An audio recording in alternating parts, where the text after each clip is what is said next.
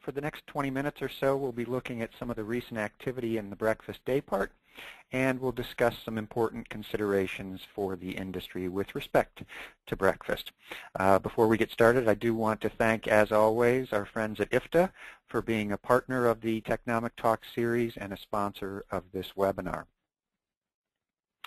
My name is Wade Hanson, and I'll be walking us through today's webinar. For a bit of background, I have been closely involved with several of Technomic's major breakfast studies over the years, going back to 2006. Have done a lot of trend examination, a look at breakfast daypart sizing and consumer interests, among other things. So I'm excited to be part of this morning's discussion. First up, as part of the webinar, I'll give a brief overview of where we stand today in terms of the daypart. Next, we'll talk about some recent developments. Although we only have a limited amount of time today and I can't comprehensively cover consumer perspectives, I will share several key data points that show some consumer attitudes and preferences. We'll talk about consumer usage and expected usage going forward. And finally, we'll wrap up with a few overarching conclusions about breakfast in our industry today. Breakfast has outperformed the total food service industry over a 5-year period ending in 2012. Today, that means the breakfast daypart is nearly $90 billion in revenue. When we talk about its outperformance, in that 5-year period of 2007 to 2012, we saw 2.6% nominal growth in the breakfast daypart. Essentially, if we remove inflation out of that percentage, we have a relatively flat daypart. Now, that's actually fairly impressive given that time period, with the heart of the recession being in 2008, 2009, and into 2010. Having a flat period is not necessarily a bad thing. It was good for our industry. And that compares to 0.4% nominal growth for the overall industry. In real terms, that means the overall industry was down about 2.5% in that 5-year period. So you can see how breakfast did, in fact, outperform the other day parts. Now, the growth that we have seen in breakfast has been primarily driven by limited service restaurants.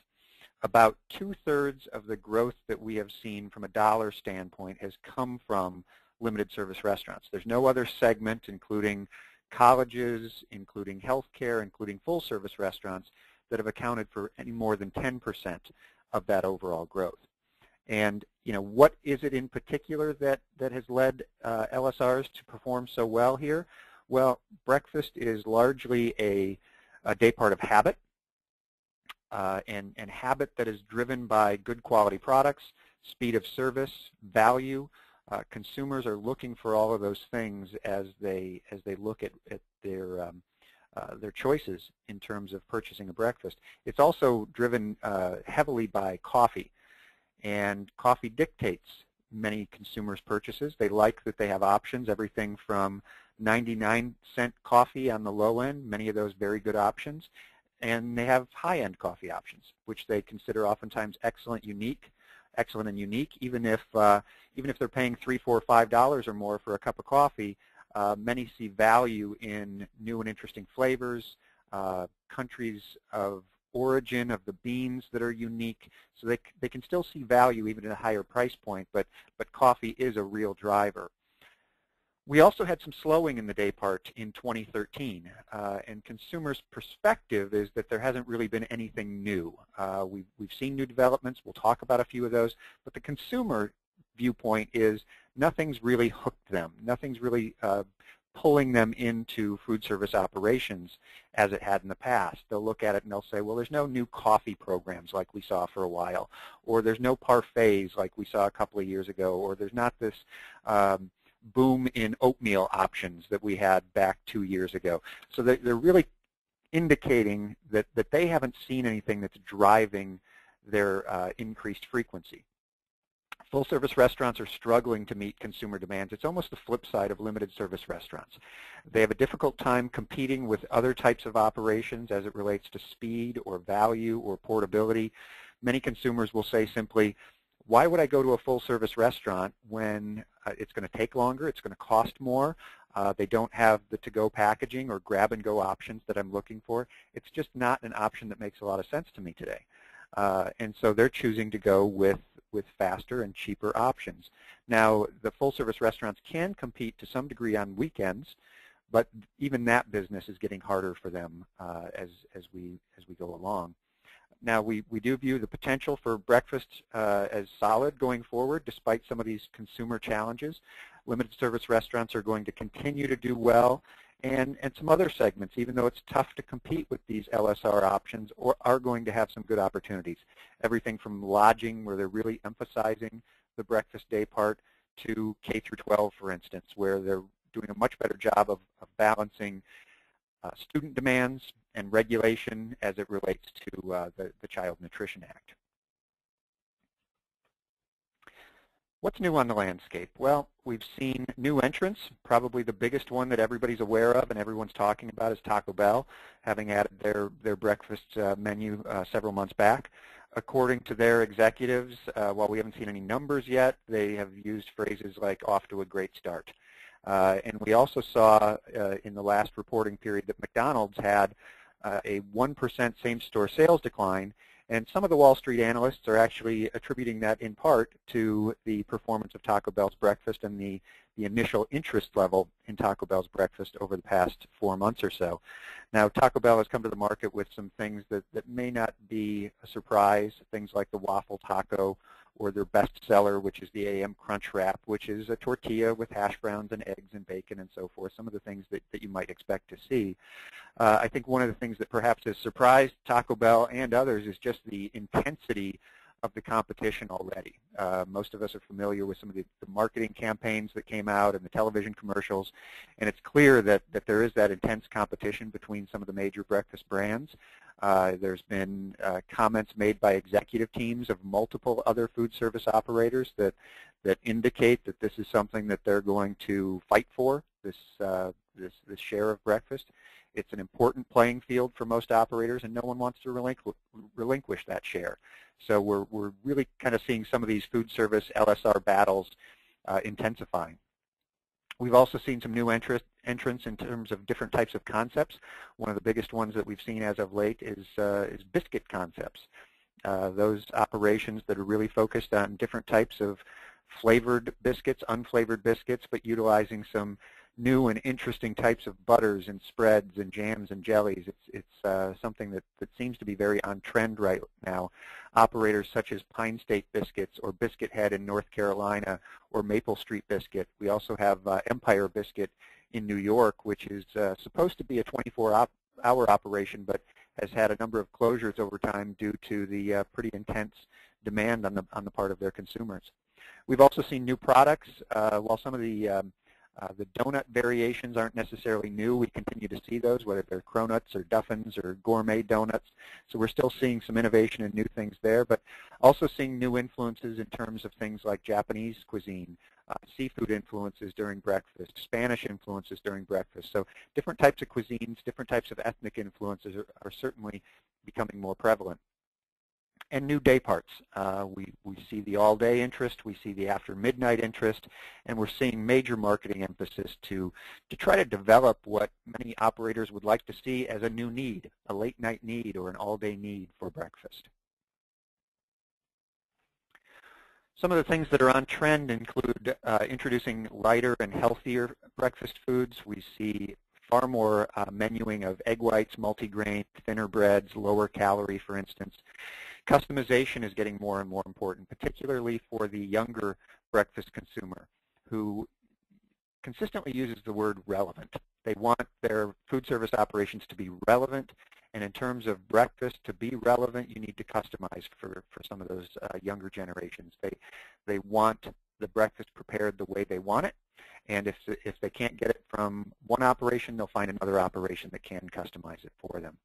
Premium ingredients are certainly on trend, upscale cheeses, signature condiments, premium proteins, everything from Angus steak to salmon, for instance. And we continue to see items on trend all along the value spectrum. So breakfast entrees and the main dish anywhere from 79 cents up to $3.99 or $4.99. There's interest in value all along the spectrum, and it really comes back to those ideas of, can it be customized, can it be premium, do I still see value in a higher price point? And thinking about some of the innovations that we just talked about and how they're being implemented in practical terms, we see big innovations, we see small innovations. We see it from large chain operators, and we see it from smaller operators. The pancake sandwich from Steak and Shake is an example of something that we've seen recently, utilizing pancakes as a carrier. I think we'll begin to see more of that. We see Barbecuity with sweet potato pancakes as part of their innovative introduction, and quite honestly, the pancake area is one where we have seen a significant amount of innovation lately.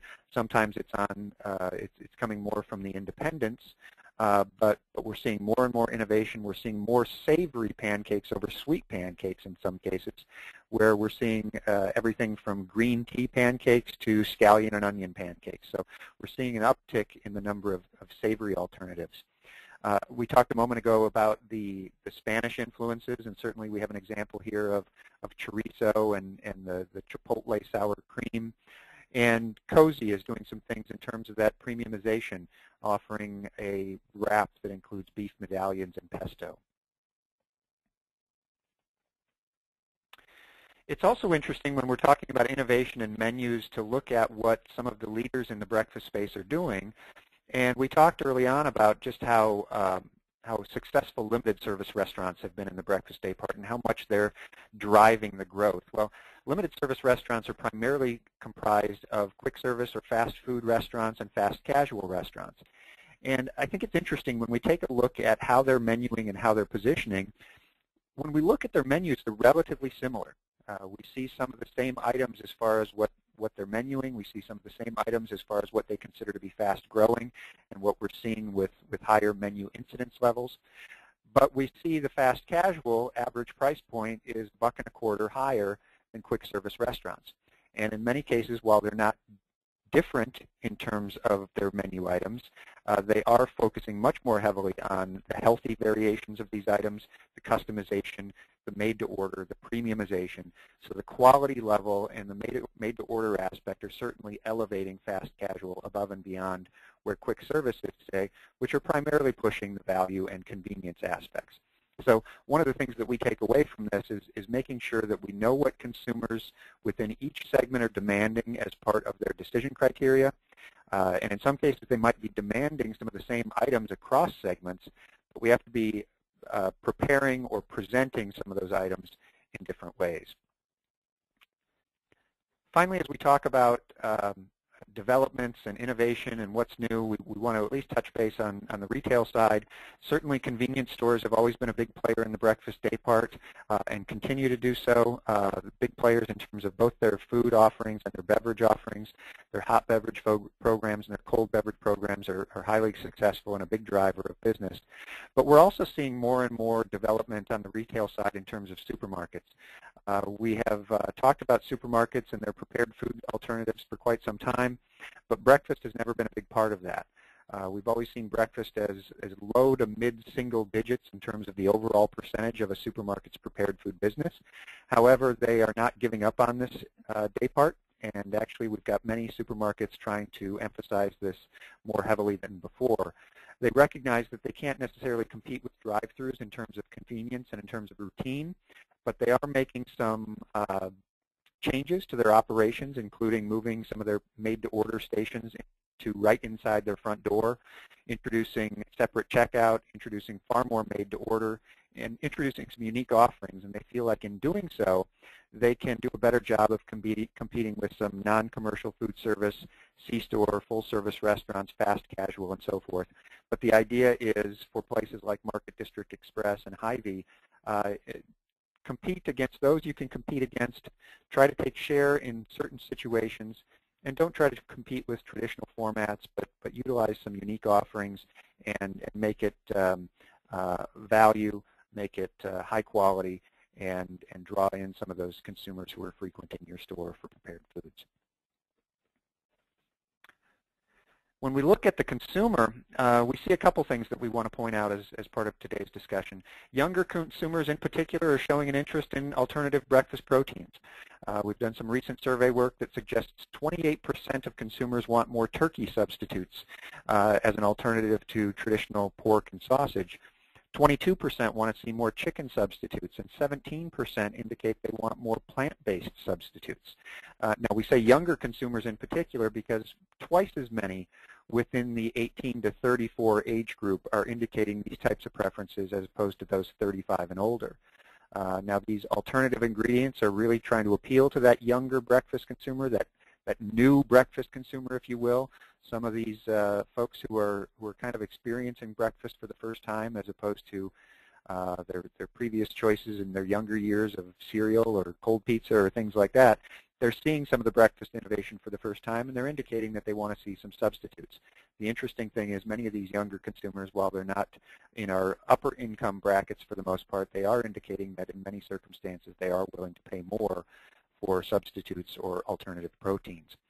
We also see consumers strongly associating breakfast with health, and I'll come back to that in just a moment. Consumers want breakfast or some of these breakfast influences all day long, and they want dinner influences during breakfast. You know, some of those dinner influences, we saw breakfast pizza start years ago as a potential option. Now we're seeing things like hamburger or artisan hamburger rolls being utilized for breakfast sandwiches.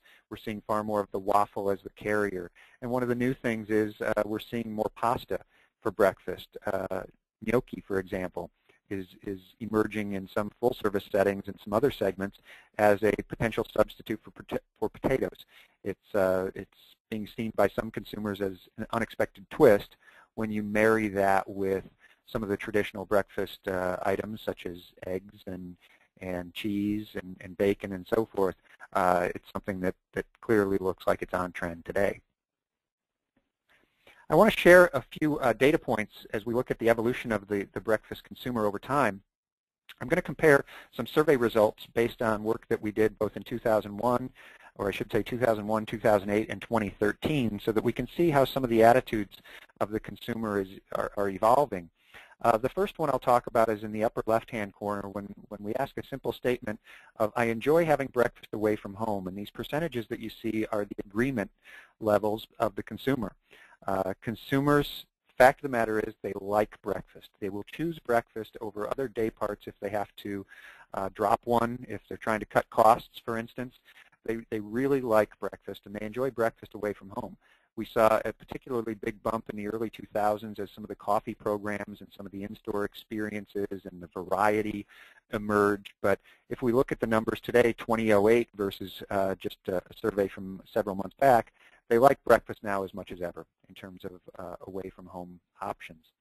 Upper right, we see I don't have time for breakfast at home. Today, 42% agree with that statement. The percentage appears to have plateaued a little bit, but people have busy lifestyles. In that plateau, you know, what we see is some consumers willing to consider a bit of inconvenience if it's going to mean some dollar savings for them going forward. So this is a number and something that we'll track, and it's worth watching for food service operators. Grabbing it to go breakfast is more convenient than eating breakfast at home. 68% agree with that statement. While we have seen some developments on the retail side, such as breakfast bars, and they've made some of the away-from-home grab-and-go more convenient, but those are mostly for snacks. For a full breakfast, most consumers want the convenience of an away-from-home option. And I'm more likely to grab breakfast to go on a weekday than a weekend. 65% agree with that statement, fairly similar to what we've seen 5 years ago. A few other data points. It's important to me to eat a nutritious breakfast. 4 in 5 agree with that statement. That's a big number, and that's higher than in other day parts.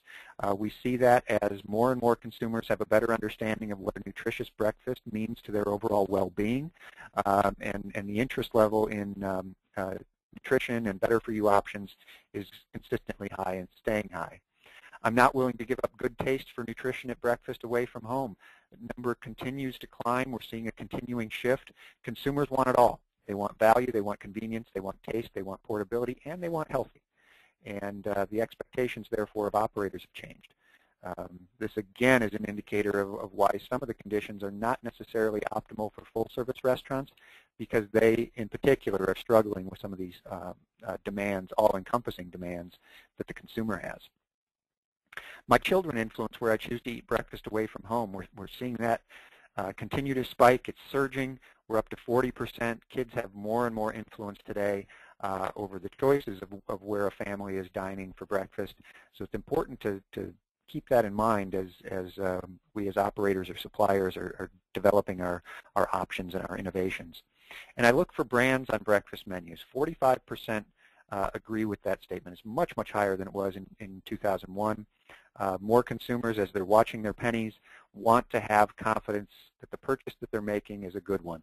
And sometimes now what they indicate is when they see brands on breakfast menus, brands they trust, it gives them more confidence in their purchase, and they feel like they're going to, in all likelihood, have a better experience. Now, the brands aren't necessarily across all categories.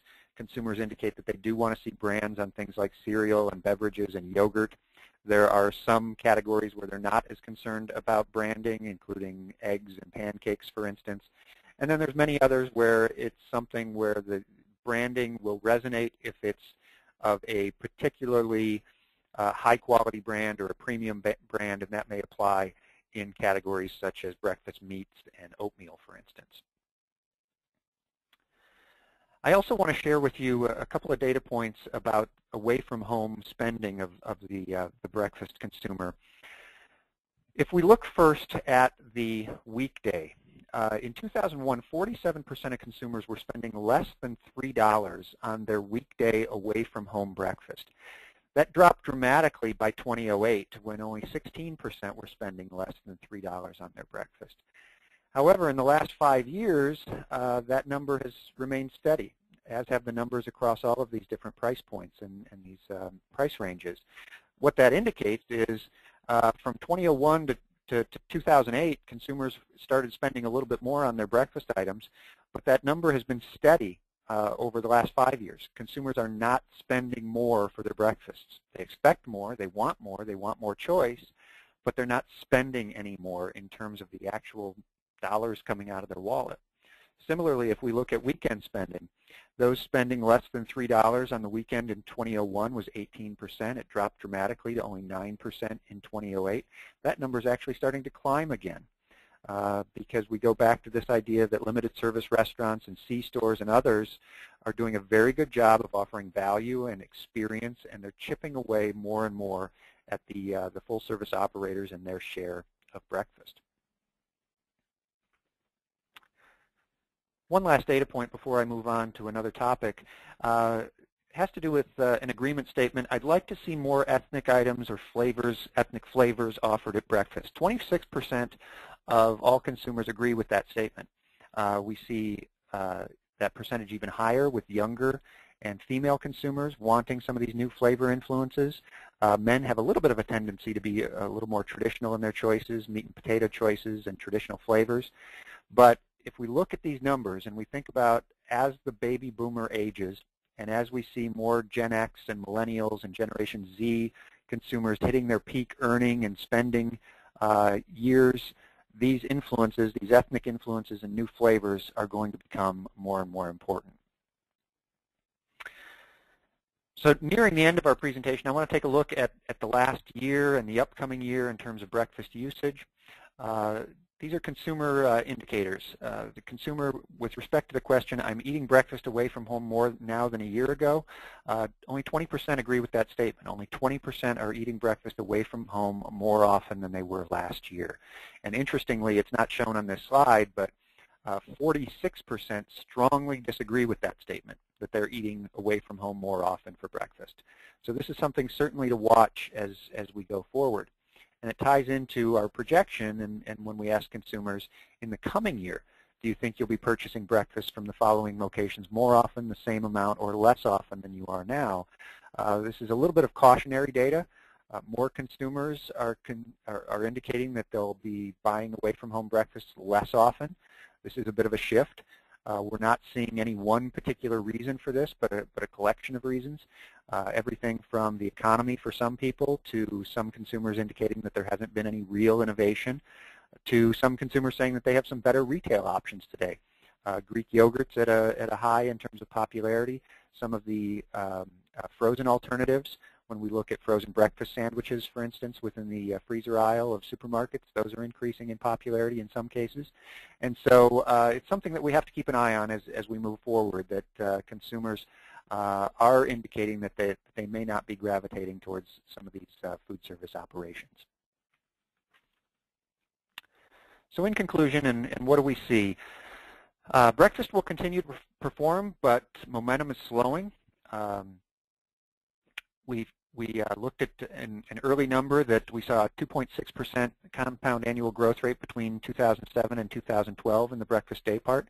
We're projecting that we're going to see growth in nominal terms of about 3 to 4% in the coming 3 years, but we have experienced a little bit of loss of momentum.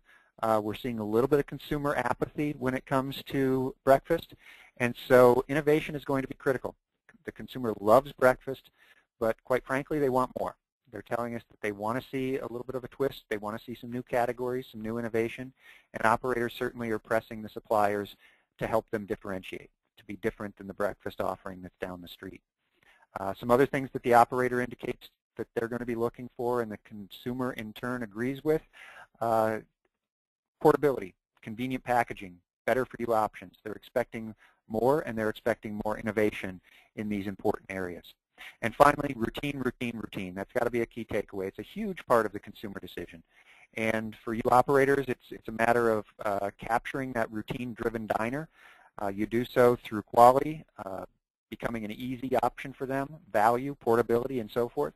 And suppliers, how can your products benefit the operator that's trying to achieve these goals and to attract this consumer?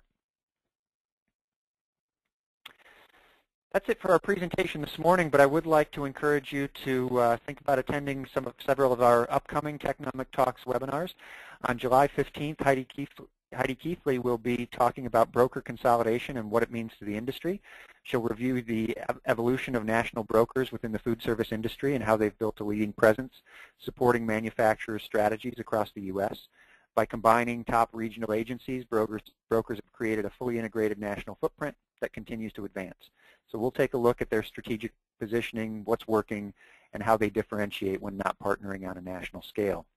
On August 12th, Bob Golden will give an update on the cash and carry channel. What are the latest developments?